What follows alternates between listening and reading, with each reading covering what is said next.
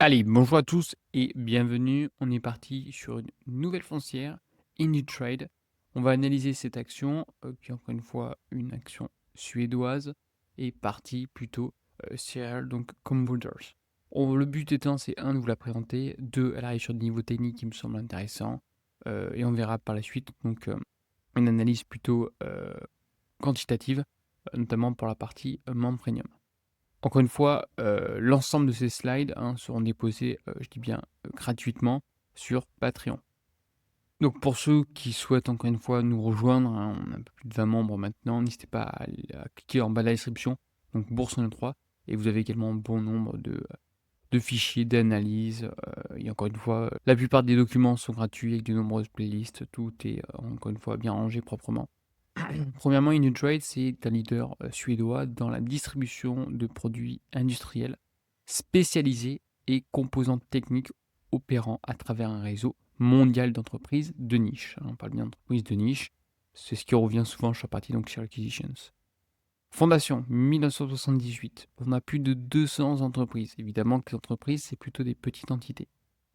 Bon, une croissance qui était assez impressionnante depuis l'introduction en bourse, une présence internationale avec surtout une forte présence nordique. On est vraiment sur un compounders axé sur les acquisitions avec une stratégie de croissance durable. Alors qu'est-ce que c'est qu'un compounders? Je vous renvoie à mes différentes vidéos sur le sujet, donc je la mettrai en haut à droite pour les nouveaux. Modèle économique et stratégie. Donc comme mentionné, donc on est sur un compounders axé sur les acquisitions avec un modèle économique unique et résilient. Pourquoi? Parce qu'on est sur un double moteur de croissance. D'une part, la combinaison de croissance organique et d'acquisition ciblée, assurant une progression durable et régulière. Même si on va voir qu'aujourd'hui, le titre commence à corriger, et ça, je dis bien, ça peut être par la suite intéressant de se positionner. On a bien un focus sur les marchés donc, de niche, ciblage des secteurs industriels spécialisés, peu attrayants pour les grandes sociétés de capital investissement ou même la partie M&A, limitant la concurrence. Faible intensité capitalistique, donc les entreprises acquises nécessitent peu d'investissements lourds avec seulement 2% de trésorerie immobilisée en fonds de roulement.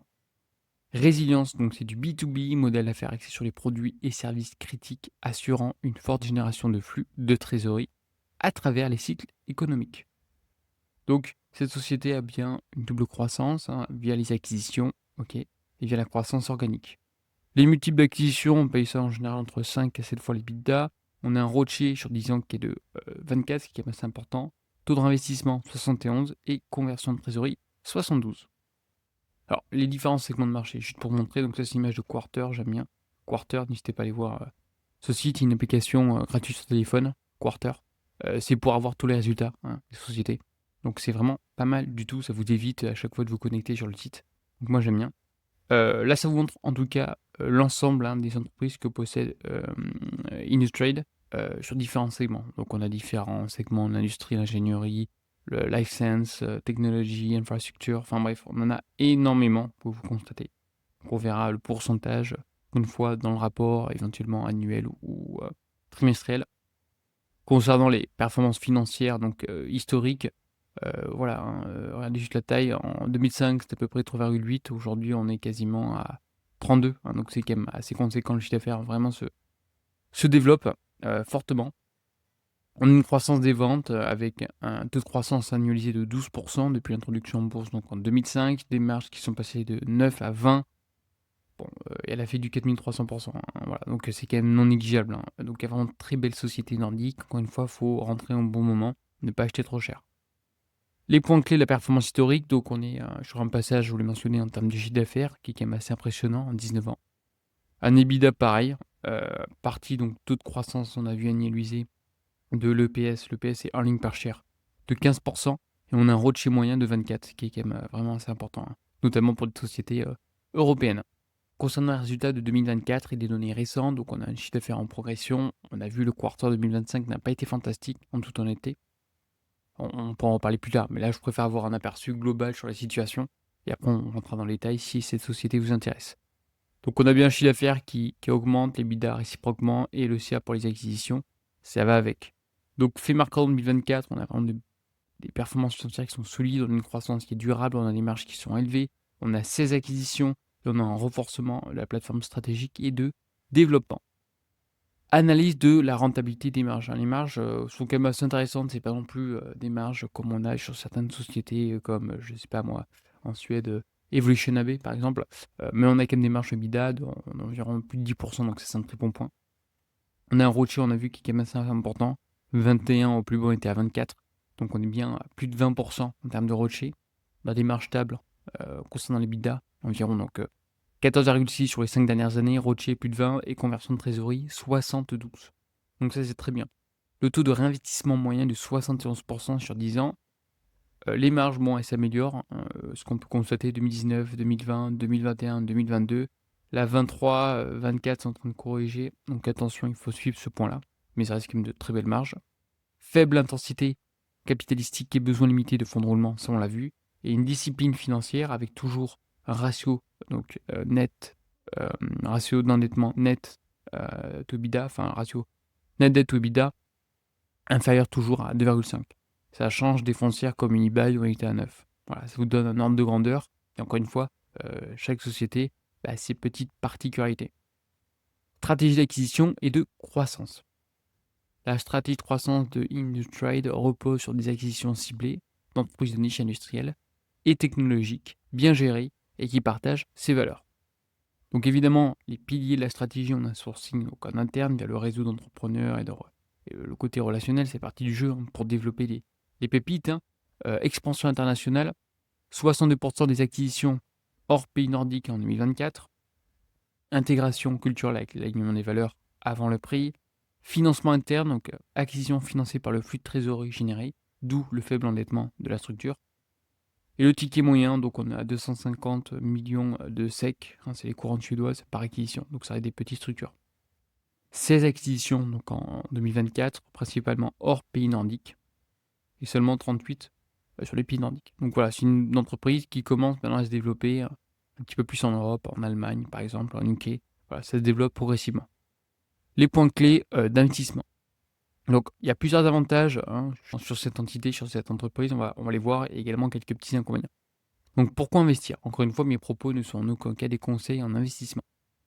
Croissance rentable et durable. On a quand même un CAGR de vente, hein, de 12% depuis 2005. Un EBITDA de 15, qui est quand même assez important. Une croissance soutenue, on a quand même une discipline de l'allocation du capital sur des petites entités qu'on va payer entre 5 à 7 fois les l'EBITDA, avec des rendements de 2 chiffres dès le premier jour. On a toujours la partie donc culture décentralisée, pareil, la culture décentralisée. La partie participation interne qui est élevée. Forte implication des dirigeants avec une détention d'actions équivalent à 100 fois leur salaire de base en moyenne. Parce qu'il faut que le dirigeant soit skin the game. On a vu Rocco, généralement ils ont entre 30 à 40%, hein, de l'entité. Là c'est 100 fois leur salaire. Donc bon, je ne sais pas combien ça fait en pourcentage, mais l'objectif étant, c'est que toujours, hein, la partie management, la partie des dirigeants de la société, ait toujours une implication dans celle-ci. Direction stable, donc très peu de PDG depuis 1978, assurant une vision cohérente et une exécution constante. Avantage, on est bien sur un marché de niche, positionnement sur des segments spécialisés, peu attractifs pour les grands acteurs du PE, donc notamment du private equity. Les performances, on a vu 2005 x1, x10 en 2010, x20 en 2015, x35 en 2020 et 24 c'est du x50. Donc on a vraiment des performances qui sont juste exceptionnelles sur cette entité. Donc on n'a pas besoin d'investir sur les GAFAM, hein, comme vous pouvez vous constater. C'est du x50, hein. La personne qui investit il y a quasiment 20 ans, voilà, il a fait du x50, qui est quand même considérable. Donc les risques et les opportunités, selon moi. Donc il y a toujours des points à surveiller, encore une fois, toujours prendre un peu de hauteur. On a quand même une concurrence accrue. On a bon nombre d'acteurs, hein, sur la partie marché de niche qui arrivent en fait sur ce marché. Parce qu'on se rend compte que les performances sont là. C'est un modèle, un BP, un business plan qui marche très bien. Ok. Donc on a bon nombre d'acteurs qui arrivent. Mais c'est pas des petits acteurs. On a par exemple, je vous l'ai mentionné, Rocco, hein, Rocco AB, une IPO qui est récente, pareil.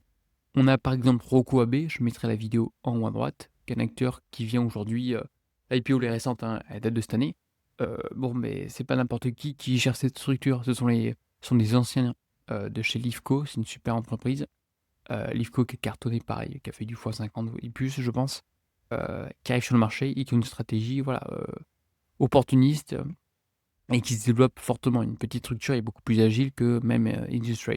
Donc attention sur ce point-là. Défi d'intégration, complexité croissant avec l'acquisition du nombre d'acquisitions. Ça, il faut faire attention. Maintien de la culture, donc défi de conserver la décentralisation à grande échelle. La partie évidemment cycle économique, malgré la diversification. Discipline du prix d'acquisition, pression potentielle sur les multiples d'acquisition. Ça, c'est extrêmement important. La partie acquisition doit vraiment se faire dans les règles de l'art et surtout ne pas surpayer. Nouveau marché, donc évidemment une expansion géographique. Donc évidemment, il faut connaître ce marché parce que c'est bien d'acheter dans d'autres pays, mais c'est comme l'immobilier sur mon autre chaîne. Faut connaître. Parce que si on ne connaît pas et qu'on rajoute les fondamentaux, sachant qu'il y a plein d'autres paramètres à prendre en compte, on peut faire des erreurs. Renforcement du réseau, donc synergie entre quasiment il y a plus de 200 filiales pour partager donc les meilleures pratiques. Les innovations technologiques, donc développement de solutions numériques, la partie technologie émergente plus l'IA. Et après, évidemment, c'est la partie réputation acquéreur, position privilégiée pour attirer les entreprises de qualité. Donc voilà, donc il y a quand même ces deux petits points entre les risques et les opportunités à suivre sur cette société. Donc pour moi, les points forts, c'est la résilience du modèle, ça fait ses preuves. Les fondamentaux sont bons. La diversité des filiales aussi, on est quand même assez diversifié, on a vu les différents segments. Et la culture d'entreprise. Alors, notre recommandation, alors j'aime pas mettre jeu, c'est pour ça. En tout cas, cette entité me semble un exemple emblématique de compounders européens. Et c'est fait partie, c'est comme l'IFCO, c'est comme d'autres, on va en reparler. Avec un potentiel de croissance soutenu dans les 10 prochaines années, je pense. Est-ce qu'on aura une croissance aussi importante qu'on a eu dans le passé? C'est compliqué à anticiper. Facteur de croissance à long terme, pourquoi? Parce qu'évidemment qu'il y a l'acquisition, il y a encore une fois bon nombre d'entreprises de niche et à fort potentiel.